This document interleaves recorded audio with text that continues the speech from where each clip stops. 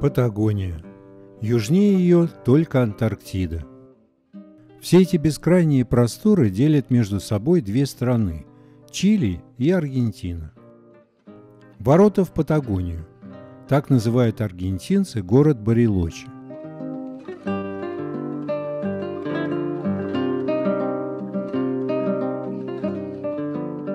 Первым делом поднимаемся на гору Сьерра-Кампанарио, чтобы обозреть окрестности.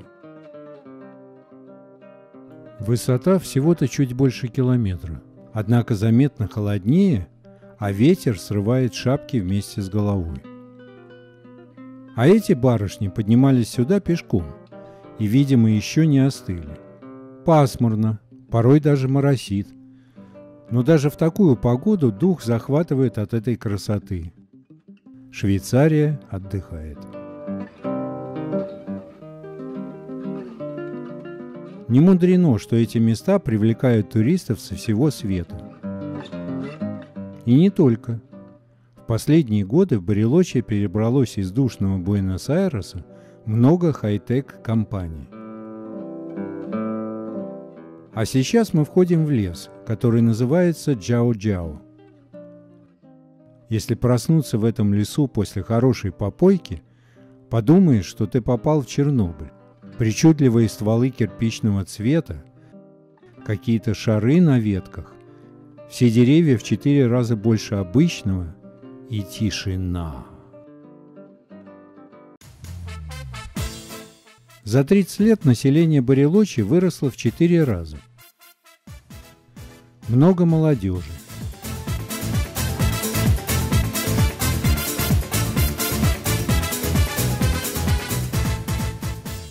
А мы тоже не старые. В ресторан Альберто всегда очередь.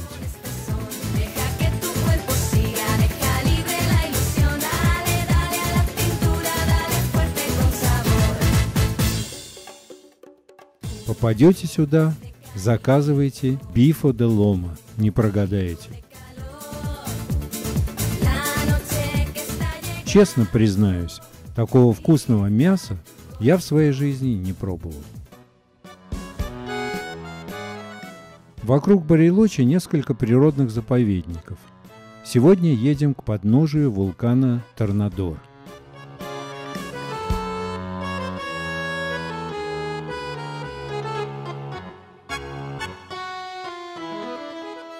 Мы с детства знаем, что Южная Америка подарила нам картошку, помидоры и кукурузу.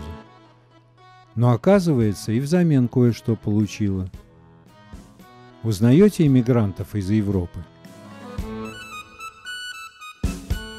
Рио-Мансо. Тихая река. Есть в этом районе рыболовные туристы. Это те, что стоят в воде часами, а поймав форельку, снимают ее с крючка и выпускают. Садисты, чокнутые на всю голову.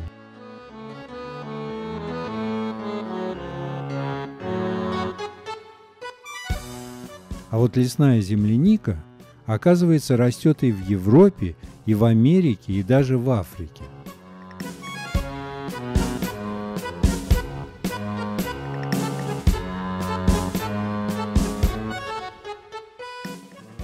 Ледник двигался с запада на восток и оставлял за собой всю эту красоту вокруг.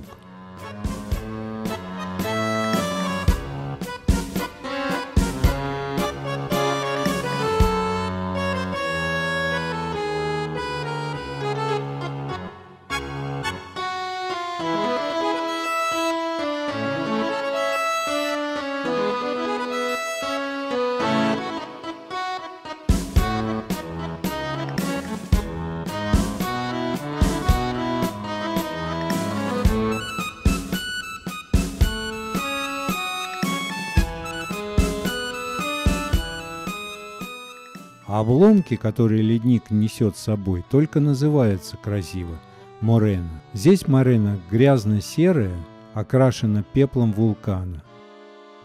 И сам ледник называется черным. И вот мы смотрим на него в упор.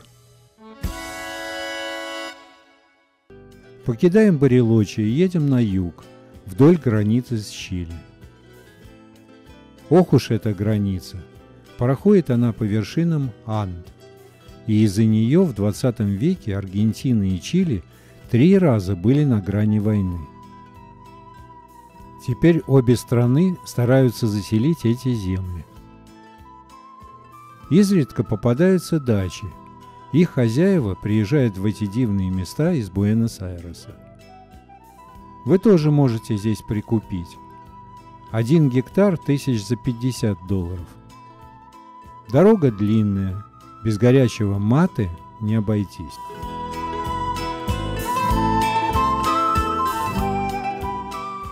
Закупаемся в Супере для пикника в парке Лос-Алерсис. Еду там не продают.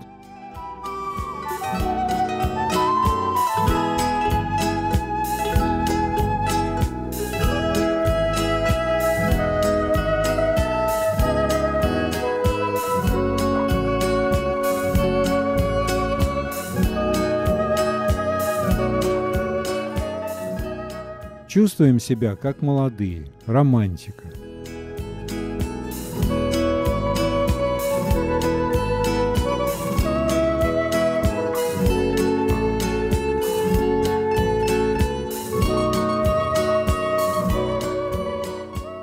Только 4 из нашей группы родились в России, поэтому 2 бутылок вина вполне достаточно, чтобы остальные 18 мгновенно почувствовали себя счастливыми.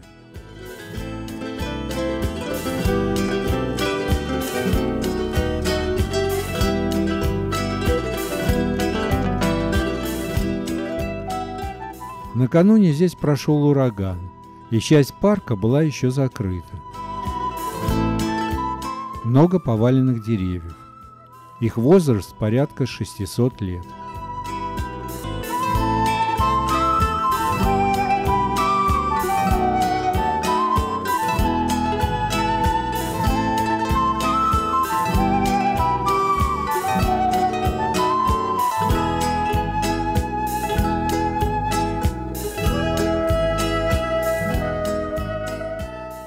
Хоть похоже на Россию, только все же не Россия. Но в самом деле, взгляните на эту альстромерию.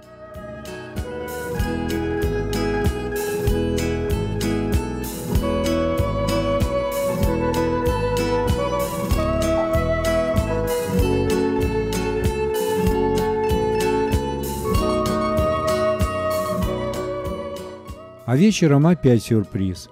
День рождения одной из наших новых знакомых.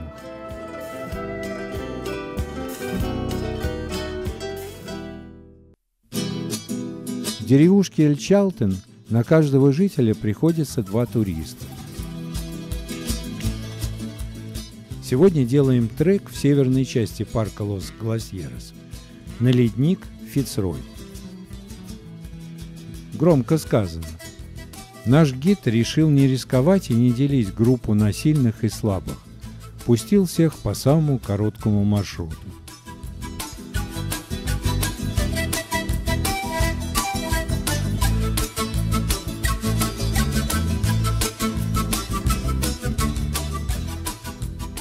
Поначалу погода не баловала. Только на высоте 800 метров стало проясняться, но в этот момент я отвлекся, уж извините.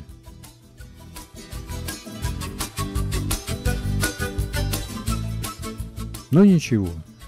Самый красивый вид открылся, когда мы спустились в Эль-Чалтен. Эти земли здесь всерьез называют пустыней. Да, нам бы в Израиле такую речку. Расцвел бы райский сад. Но до наших краев 15 тысяч километров. Из северной части парка Лос-Гласьерос переезжаем в самый его центр – Эль-Калафате. Очень уютный городок, но мы его почти не видели, потому что опять долго искали еду для завтрашней прогулки. Зато вечером определенно было чем подкрепиться.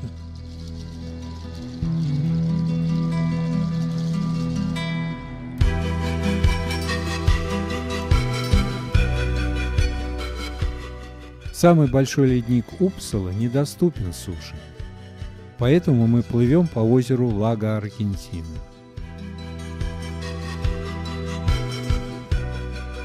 Кораблик на 300 человек забит до отказа.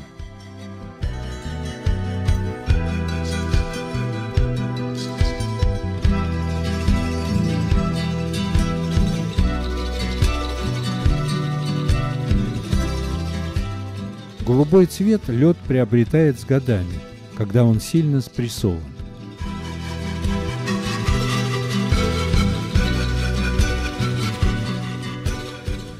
Бедняжка Упсала, по расчетам ученых, лет через 30-40 она уйдет за кромку воды и, зацепившись за скалы, превратится в висячий ледник.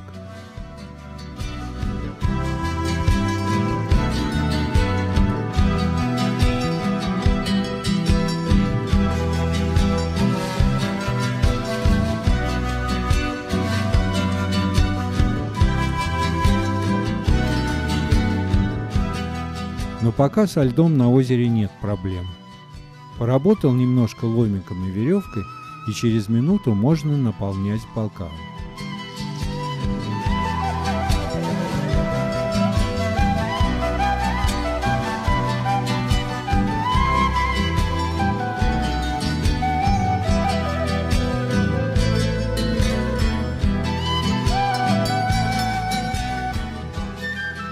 В музее льда нас согревали алкоголем и танцами.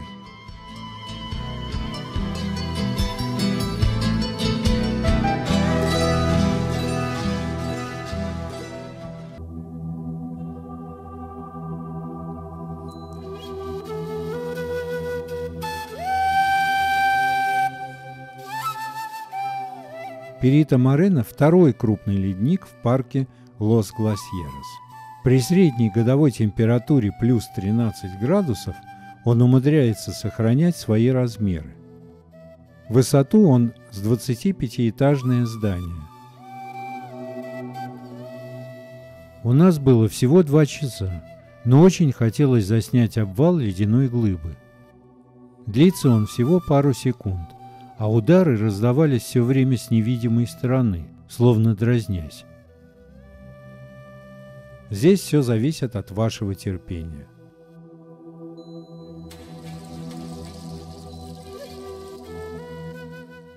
גדול, גדול. יא אללה. יום אחד ענק.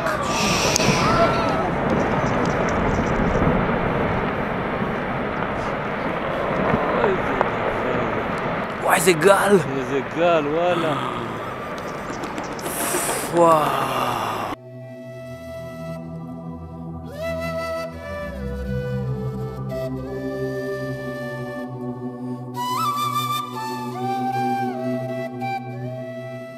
После такой прогулки рекомендуем стаканчик кампари.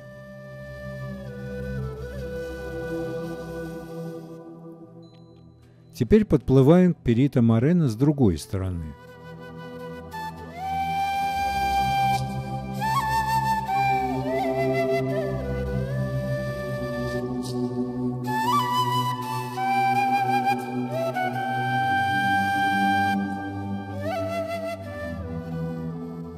Когда ледник перекрывает рукав озера, образуется ледяная дамба. Со временем вода промывает в ней туннель. Обвал такой арки – это настоящее событие. В последний раз вся Аргентина наблюдала его по телевизору в 2012 году.